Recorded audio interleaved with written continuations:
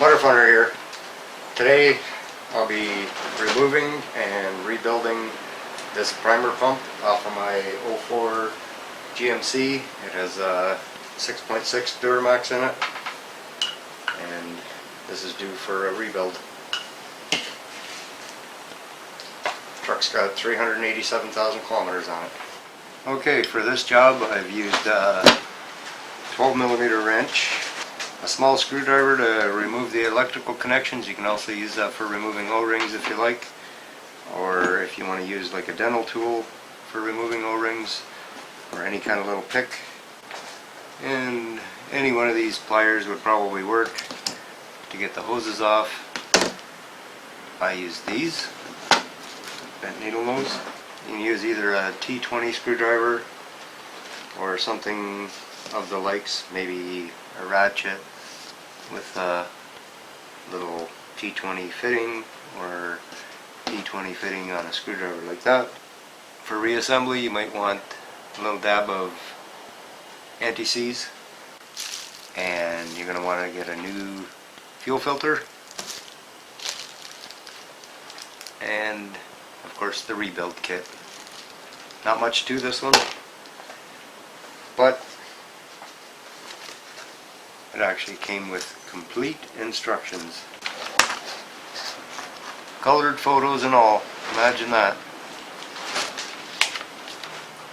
And you'll need to put a little bit of some engine oil in something, and that'll lube up your little gaskets before you put them in. I was noticing in the instructions it says to use diesel fuel, but I still prefer engine oil. Alright. There could be a number of reasons as to why you might need to rebuild this primer pump and the rest of the filter housing. If you've ever had your truck start up and then stall shortly after it starts, chances are you're getting some air inside of here somewhere, so you're best off to rebuild the whole thing. And I'll show you what I'm getting here.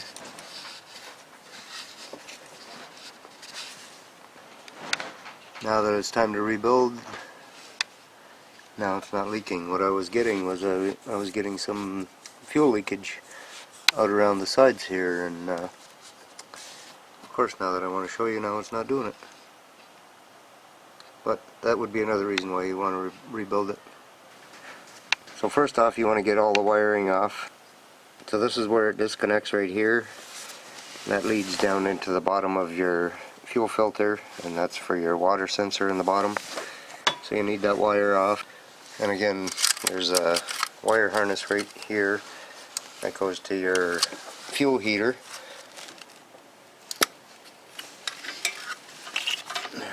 I just used a small screwdriver to get up underneath the tab and lift that out.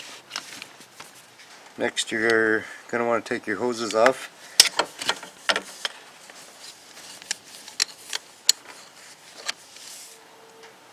So I've got this one pulled back far enough already.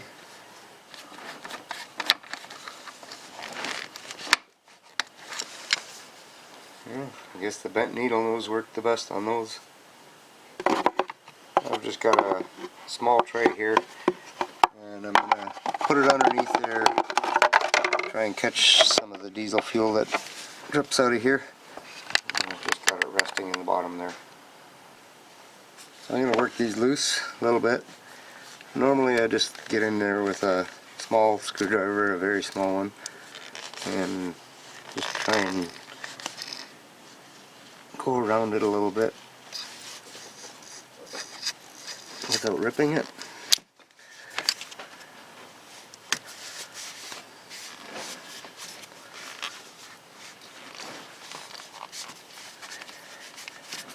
That'll just free it up a bit. Now just make sure you don't get these mixed up. When the time comes, this one I actually put an arrow on the clamp to show that it's the line going in. And they both came off rather freely, which is good. So with the hoses and the wiring harnesses off, crack these loose. Shouldn't be on there too horribly tight.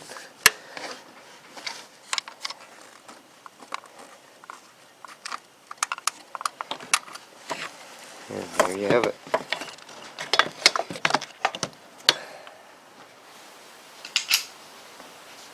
So what I'm doing is I'm removing this cap off the bottom of the filter.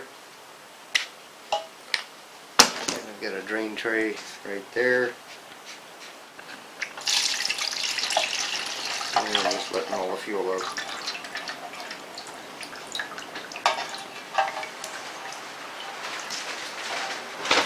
Don't reuse that diesel. I just lightly clamped this into my vise so that I could get it cracked loose. Get rid of the drain pan. So if you have one of these cheap plastic plugs and it's all chewed up, you can use a 13mm socket and just crack that loose. You have to do that with this one.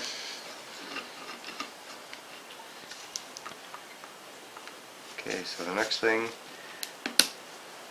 there's a ground wire right there for your fuel heater. Take that off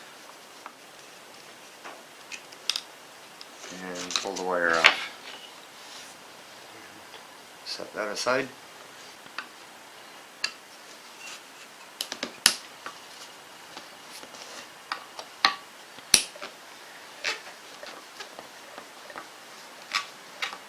Just going to take the other two screws out evenly.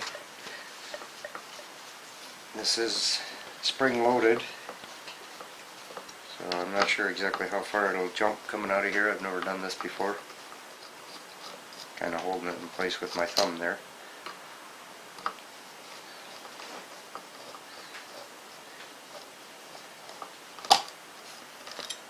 And there she comes. Now there's a spring up inside there. Put that aside.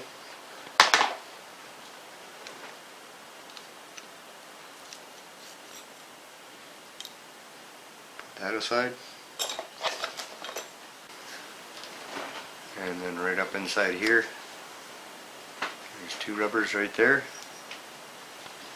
Make sure you keep an eye on which way they came out, because they have to go back in the same way.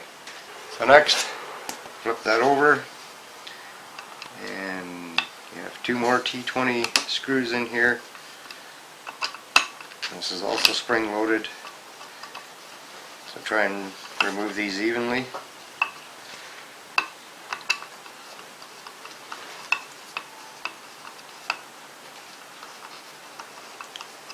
There's a ball inside here that you want to make sure that it doesn't go flying when you take this off.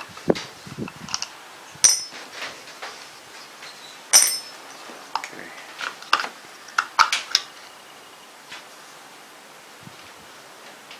There's your fuel heater. Make sure you keep that ball. Doesn't have to stay on the spring, but just make sure you keep it. I'm told this here is a non-serviceable part, so do not remove that. You can remove that O-ring.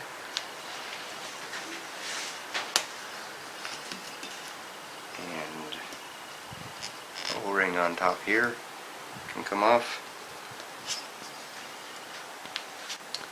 And if there's no O-ring on here, that means it's inside that hole right there.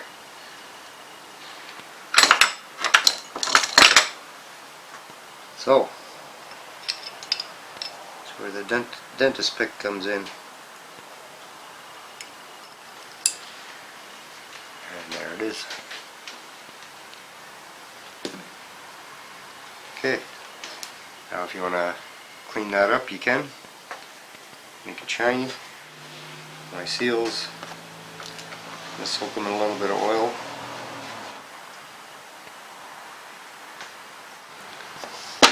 I've wiped this off around this edge and around in here and down in that hole where all the seals are going to go onto.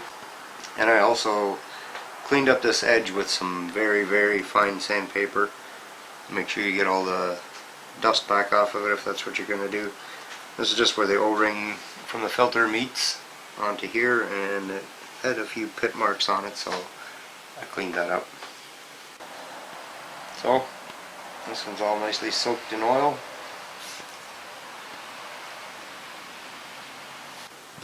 Just slide it on all the way to that where that ridge is. Add a little more oil. And then the next biggest one just goes around there. And again, just push it down all the way till you get to that ridge. And then from here, your spring. And the little ball.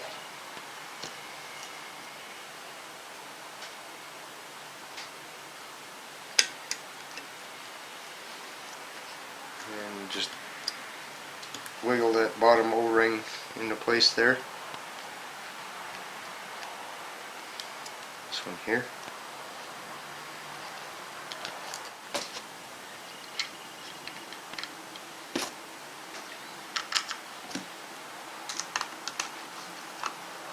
Put your screws back in.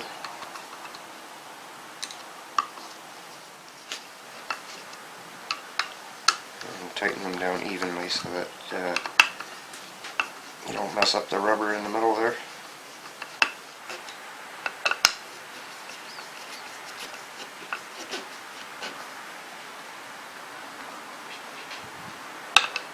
And they don't need to be overly tight, just snug them up.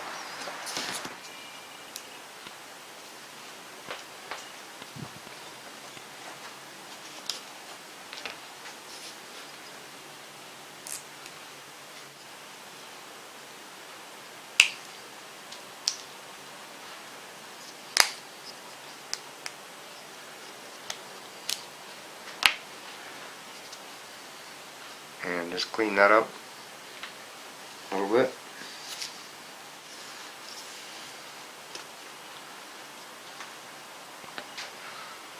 Okay, I got the grooves all nice and clean and everything else looks pretty good. So at this time, just so I remember to do this, I'm going to put this O-ring on top right here.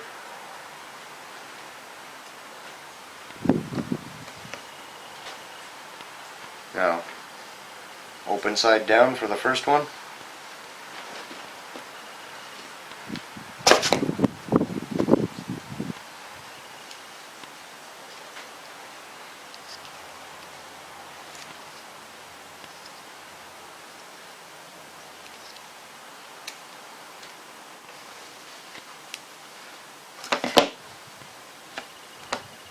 Open side up.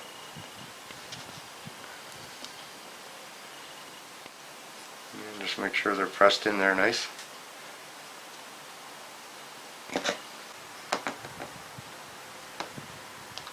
Alright, I put a little bit of extra oil on these. I'm going to take this cap, now that it's clean, and you just have to slip them up on top of these seals. Now this one is a little tricky, you might have to tuck it in as you go. If you don't have any nails, you might want to use a blunt object, such as the flat part of this, and tuck that in. The other one should slip in better. There we go. And comes the spring.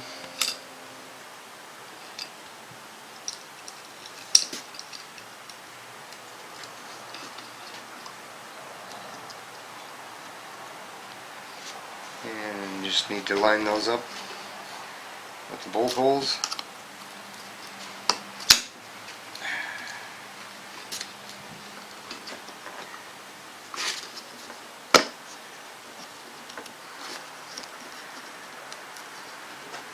Now you'll have to push on this bottom plate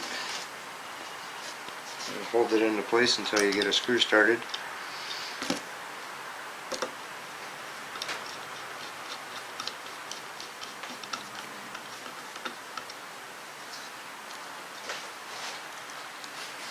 Actually, until you get two started, you'll have to hold this in place.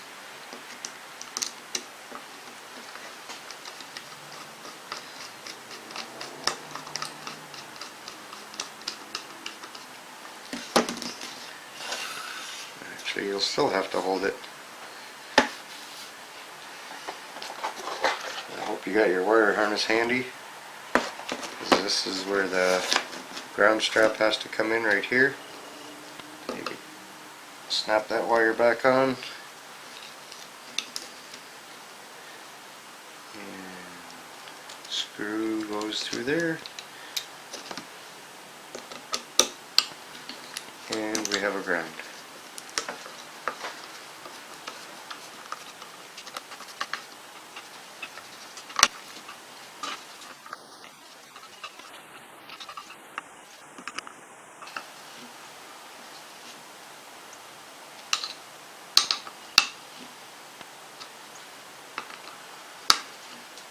And they just need to be snugged up as well. So there you go. I wish my kit would have came with a metal bleeder screw. Apparently some of them do. This one didn't. I would have rather had the metal plug instead of the instructions. And I'm just putting that bleeder screw in loosely for now.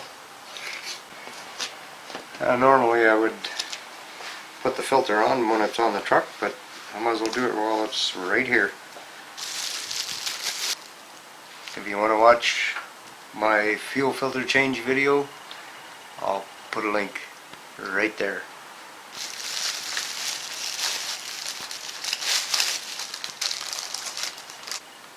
So, same thing I'm going to do with the fuel filter. Soak the O-ring in some oil. Some of the guys say just to use diesel fuel. I still prefer a little bit of engine oil. There you go.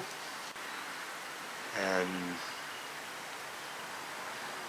I always put a little bit right on this gasket here as well. Very slight bit.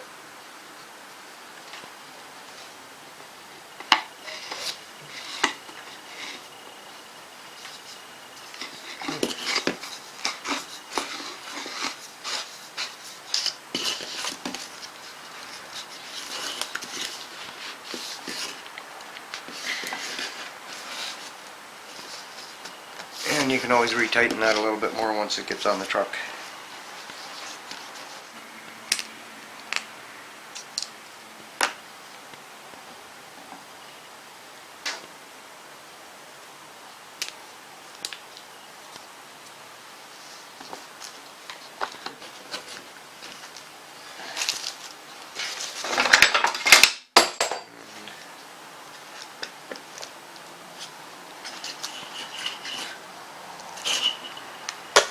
And this little unit here, it's all ready to go back on now. And if you want to do a little test on your pump, the line that goes in, put your thumb over top of it, seal it up nice. Give it about 3 pumps, and you should have suction there. Okay, see you back at the truck. Okay, reverse of what we just did to take it off. And I don't know why, but for some reason this wire was behind the fuel filter, and I don't like that. I'll bring it around the top here instead. Get it out of my way. So I put a little bit of anti-seize on both of these bolts. I've got one started.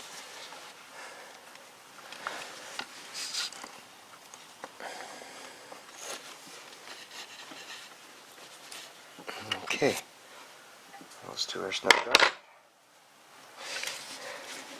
Make sure you put the same hose back on the same place, the way they were.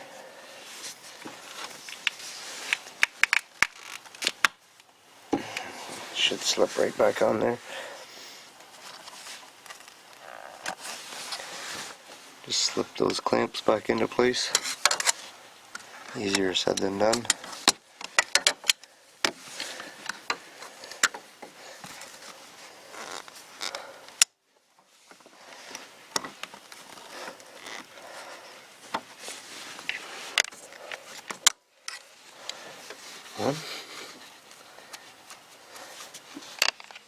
Okay, I've got both clamps back in place there, and just gonna hook up my fuel heater here.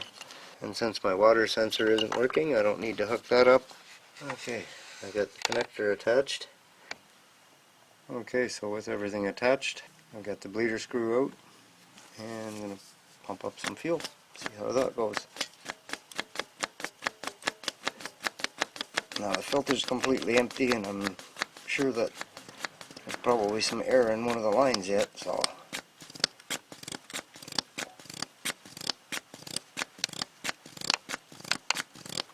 this may take a little while.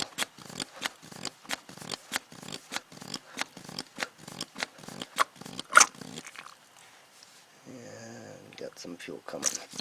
Whoop. I think we got lots there now, more than I wanted.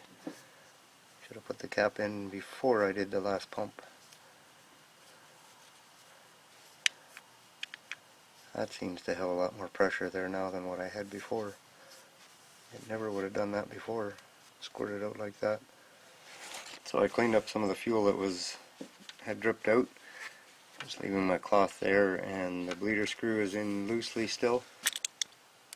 And just want to make sure that I'm getting just fuel and no air. Sounds good now. So I'm going to use my 13mm socket here and tighten that up rather than mangling that plastic plug up again.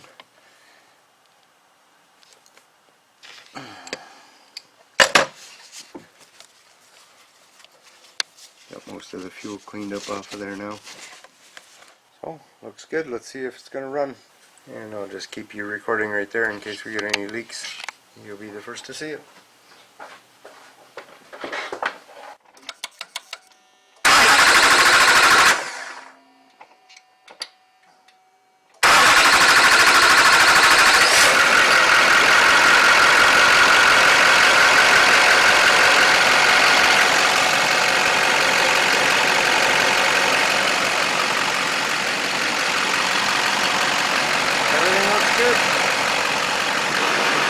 Looks good, runs good. Push like if you like. Thanks for watching, and subscribe if you like.